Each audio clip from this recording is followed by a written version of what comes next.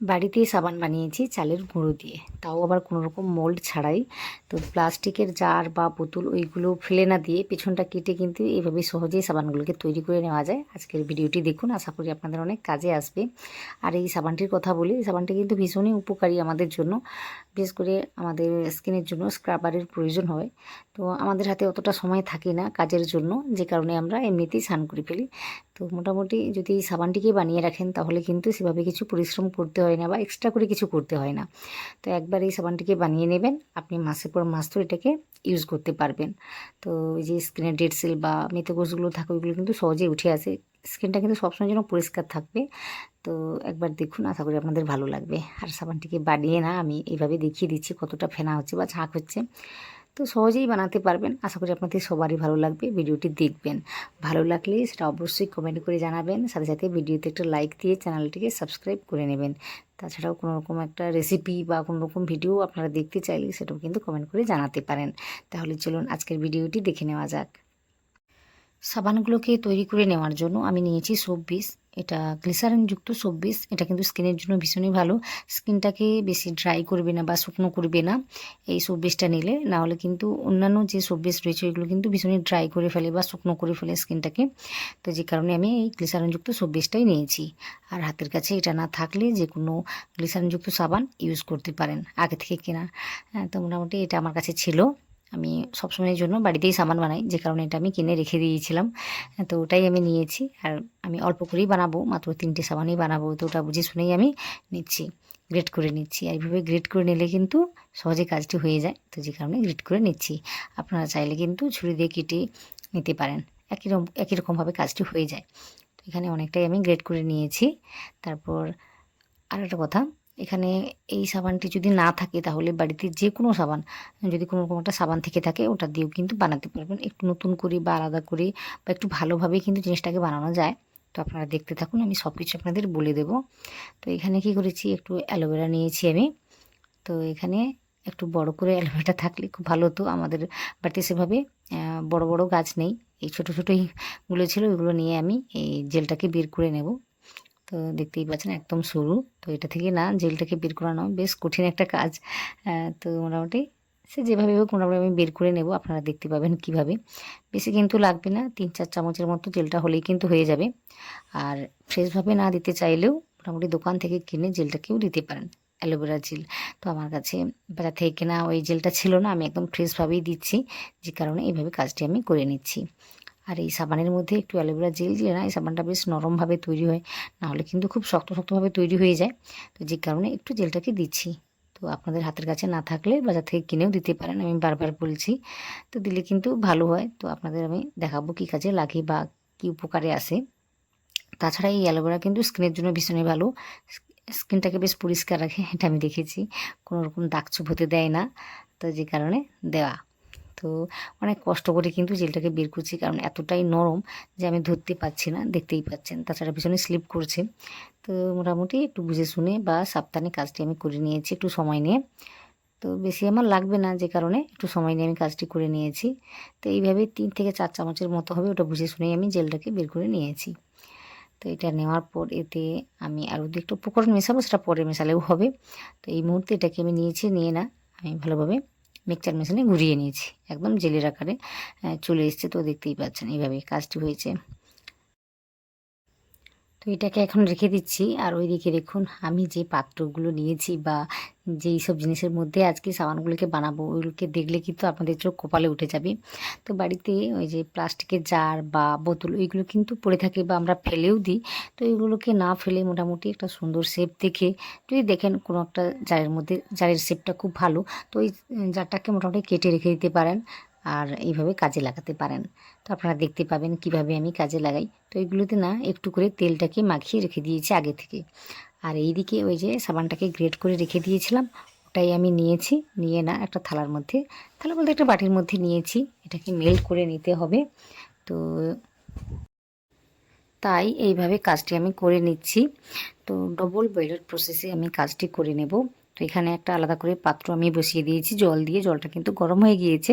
তারপরে এইভাবে সাবানের বাটিটাকে আমি বসিয়ে দিয়েছি, বসিয়ে দিয়ে না গরম করতে এভাবে বসিয়ে দিয়েছি। তো একটুক্ষণ অপেক্ষা করলেই কিন্তু দেখতে পাবেন যে সহজেই এটা গলে যাচ্ছে। তো এইভাবে কিন্তু কাজটি হয়ে যায়। ইন্ডাকশানের থেকেও কিন্তু গ্যাসের মধ্যে কাজটি তাড়াতাড়ি হয়ে যায়, ভালোভাবেই হয়। তো এখানে আমি ইন্ডাকশানে দেখাচ্ছি, একদম লো আঁচে রেখে কাজটি করে দেখাচ্ছি। তো এইভাবে মোটামুটি মেল্ট করে নিয়েছি, দেখতেই পাচ্ছেন। তো মোটামুটি এইভাবে একটু সময় লাগবে, তো একটু সময় নিয়ে মিশিয়ে নিতে হবে। তো এই সাবান শুধু না, বাড়িতে আমরা কিন্তু কোনো না কিছু একটা সাবান তো ইউজ করি। তো এই সাবানগুলো পুরোটা কিন্তু শেষ করতে পারি না। তো এই সাবানগুলোকে রেখে দেবেন, তারপর কিন্তু নিজেদের মতো করে সাবানগুলোকে তৈরি করে নিতে পারবেন, একটু নতুন করে ভালো করে মোটামুটি এগুলোকে তৈরি করে নেওয়া যায়। তো আজকে আমি এই সাবানটি দিয়ে দেখিয়ে দিচ্ছি, দেখুন। তো এটাই না ভালোভাবে মেল্ট করে নিয়েছি, মেল্ট করে নেওয়ার পর দেখাচ্ছি কী করতে হবে। তো আগে থেকে আমি জেলটাকে বানিয়ে রেখেছি, বলতে অ্যালোভেরার জেল। তো ওটা আমি নিয়েছি, দেখুন 3 থেকে 4 চামচের মতোই হবে, বেশি কিন্তু হবে না, এটা হলেও কিন্তু হয়ে যাবে। তো মোটামুটি বেশি থাকলে বেশি করে দেবেন। আমার কাছে এতটা ছিল বা আমি এতটা বের করতে পেরেছি, যে কারণে অল্প করেই আমি দিয়েছি। দিয়ে না ভালোভাবে মিশিয়ে নিচ্ছি। এখন কিন্তু আঁচটা একদম লো আছে, আমি লো রেখেই কাজটি করছি। তো এভাবে মিশিয়ে নিতে হবে, মিশিয়ে নেওয়ার পর দেখাচ্ছি কি করতে হবে। এই চালের গুঁড়ো দিয়ে যেহেতু আজকে সাবানটিকে বানাবো, তাই প্রথম থেকে আমি চালের গুঁড়োটাকে তৈরি করে রেখে দিয়েছিলাম। ওই 2 চামচের মতোই চালের গুঁড়োটাকে নেব, বেশি দেবো না, দিলে কিন্তু সাবানটি ভীষণই শক্ত হয়ে যাবে। তো মোটামুটি 2 চামচের মতো চালের গুঁড়ো দিয়ে ভালোভাবে মিশিয়ে নেব। তো ওই যে বললাম, বেশি কিন্তু দেওয়া যাবে না, বুঝে শুনে কাজটি করবেন। আজকে আমি অল্প করে বানাচ্ছি, যে কারণে আমি 2 চামচের মতো দিলাম, দিয়ে ভালোভাবে মিশিয়ে নিচ্ছি। তো মোটামুটি এখনও পর্যন্ত কিন্তু গ্যাসের ফ্লেমটা, গ্যাস বা ইন্ডাকশানের ফ্লেম বলতে পারেন যা গেছে, ওটা কিন্তু একদমই লো আছে। লো রেখেই আমি সব কিছুকে ভালোভাবে মিশিয়ে নিচ্ছি। মিশিয়ে নেওয়ার পর দেখাচ্ছি কি করতে হবে বা এতে আর কি মেশাতে হবে। তো দেখুন, মোটামুটি এটা দিয়ে একটু মিশিয়ে নিতে হবে ভালোভাবে, না হলে কিন্তু গুটলি পাকিয়ে থাকবে বা দোলা পাকিয়ে থাকবে। তো মোটামুটি একটু সময় নিয়ে ভালোভাবে মিশিয়ে নিতে হবে। তো মিশিয়ে নেওয়ার পর এতে আমি যেটা দেবো সেটা হলো ওই ভিটামিন ই ক্যাপসুল। তো আমার কাছে ই ক্যাপসুলটা ছিল বলে আমি দিয়েছি, আপনাদের কাছে যদি না থাকে তাহলে একটু নারকেল তেল দিতে পারেন। তো এখানে আমি দুটো দিয়েছি ভিটামিন ই ক্যাপসুল। এই তেলগুলো দিলে না সাবানটিকে ইউজ করার পর কিন্তু স্কিনটা একদম ড্রাই হয়ে যাবে না। তো আপনারা দেখতে পাবেন বা বানালে বুঝতে পারবেন। তো এখানে দুটো আমি দিয়েছি, আর যদি নারকেল তেল দেন তাহলে হাফ চামচের মতো দিতে পারেন। তো দিয়ে একবার দেখবেন, সাবানটি কিন্তু ভীষণই উপকারী আমাদের স্কিনের জন্য। তো যে কারণে একটু সুন্দর করে বানাতেই হবে। তো যেভাবে আমি বানিয়েছি ওইভাবে বানিয়ে দেখবেন, আপনাদের অনেক কাজে আসবে বা আপনাদের অনেক ভালো লাগবে। তো এইভাবে বানিয়ে নিয়েছি, আর সব কিছুকে ভালোভাবে মিশিয়ে নিয়েছি। তো মিশিয়ে নেওয়ার পর একটু সময় নিয়ে মিশিয়ে নিতে হবে বা এইভাবে নাড়িয়ে চাড়িয়ে নিতে হবে। সহজেই কিন্তু বসে যায় সাবানটা, দেখতেই পাচ্ছেন। তো এইভাবে একটু মোটামুটি সময় নিয়ে মেশাতে হবে। মিশিয়ে নেওয়ার পর আমি ইন্ডাকশানটাকে অফ করে দেবো, আর কিছুই দেবো না। মোটামুটি এতটাই উপকরণ আমি দিয়েছি, দিয়ে না আমি কি বলবো, ইন্ডাকশানটাকে অফ করে দিয়েছি। আর এইদিকে ওই যে পাত্রগুলোতে আমি তেলটাকে মাখিয়ে রেখেছিলাম, আরও একবার ভালোভাবে লাগিয়ে নিচ্ছি।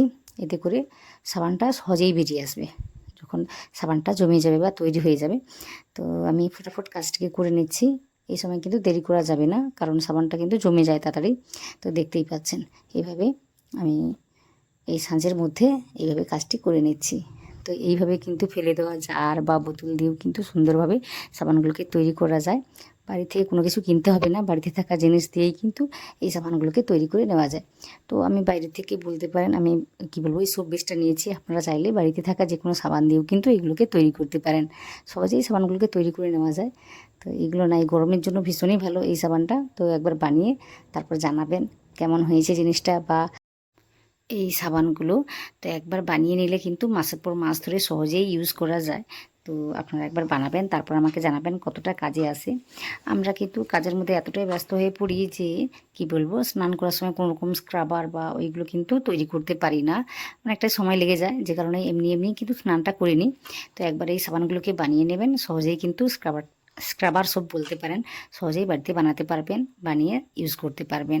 আশা করি আজকের ভিডিওটি আপনাদের অনেক কাজে এসেছে বা ভালো লেগেছে। ভালো লাগলে অবশ্যই সেটা কমেন্ট করে জানাবেন, সাথে সাথে ভিডিওতে একটা লাইক দিয়ে চ্যানেলটিকে সাবস্ক্রাইব করে নেবেন।